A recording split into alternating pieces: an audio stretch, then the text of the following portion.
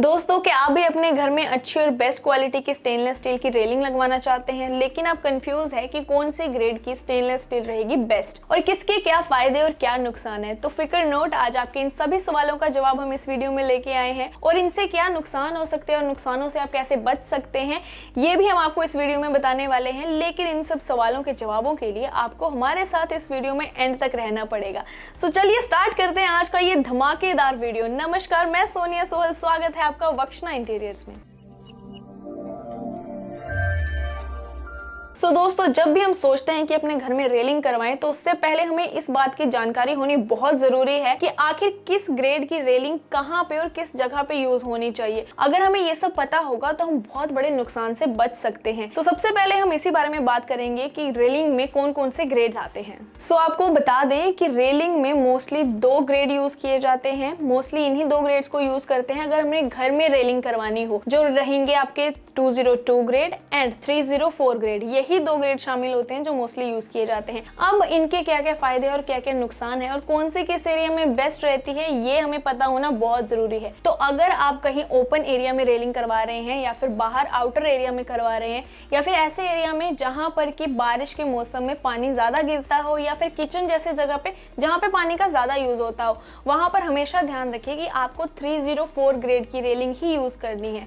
और इसके अलावा जब आपको घर के अंदर रेलिंग करवानी हो, लाइक अंदर की स्टेयर्स पे रेलिंग करवानी हो, वहां पर आप 202 रेलिंग यूज कर सकते हैं। तो अब आपके मन में ये सवाल चल रहा होगा कि अगर हमने 202 ग्रेड आउटर एरिया में यूज कर लिया तो उसके क्या नुकसान होंगे।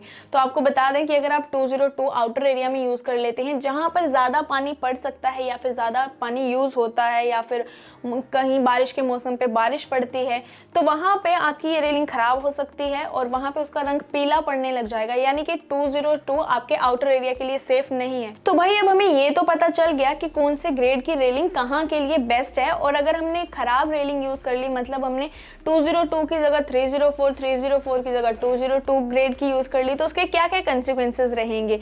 लेकिन हमें इसकी पहचान कैसे होगी, मार्केट में हमारे साथ स्कैम भी तो हो सकता है। तो इसी के लिए हमें इसको पहचानना बहुत जरूरी है और इसके लिए हम आपको बताएंगे कि उसकी पहचान कैसे करेंगे। लेकिन उससे पहले आप हमें बताएं कि आपको हमारी वीडियो कैसी लगी, पसंद आ रही है तो इसे लाइक जरूर कीजिएगा। साथ ही में हमें ये भी बताएं कमेंट सेक्शन में जाके कि आपने अपने घर में कौन सी रेलिंग करवा रखी है या फिर आप कौन सी करवाने की सोच रहे हैं। तो अब जब ये मटेरियल हमारे पास आ जाते हैं, जिसने तो 202 ऑर्डर किया है उसके लिए तो कोई बड़ी बात नहीं है, लेकिन अगर आपने 304 ऑर्डर कर रखा है तो आपको अपना मटेरियल चेक करना बहुत जरूरी है। और ये आप कैसे करेंगे, एक तो ये देखें कि आपकी जो स्टेनलेस स्टील का ग्रेड है उस पर 304 स्टील लिखा है या फिर नहीं।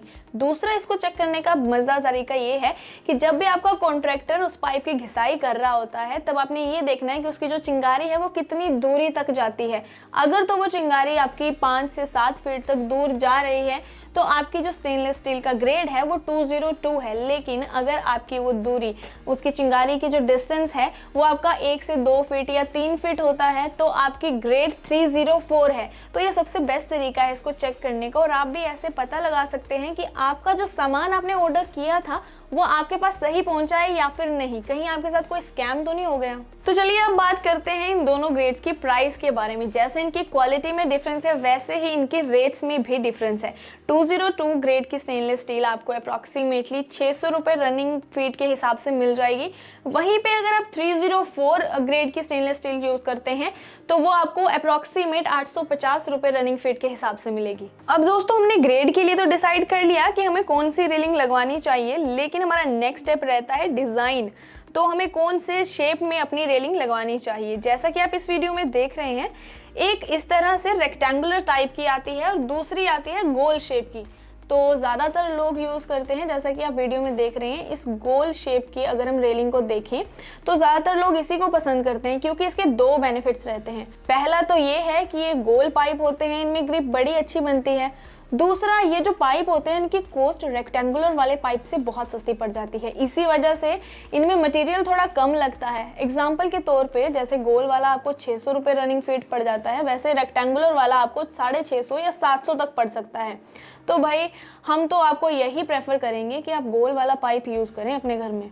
तो दोस्तों इस तरह से आप स्टेनलेस स्टील चूज कर सकते हैं अपने घर में लगाने के लिए। और साथ में जब आप अपने घर में रेलिंग का काम करवा रहे होते हैं तो आपको किन किन बातों का ध्यान रखना है, इसके बारे में भी आपको कुछ खास टिप्स देंगे।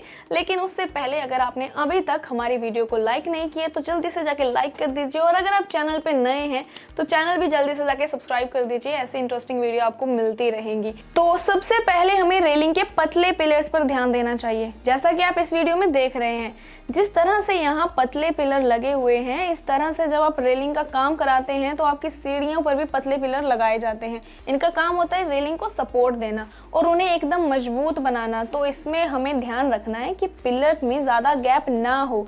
इनके बीच में मैक्सिमम 2-3 सीढ़ियों का गैप रखना चाहिए, यानी हम ज़्यादा से ज़्यादा 2 स्टेप का गैप रख सकते हैं।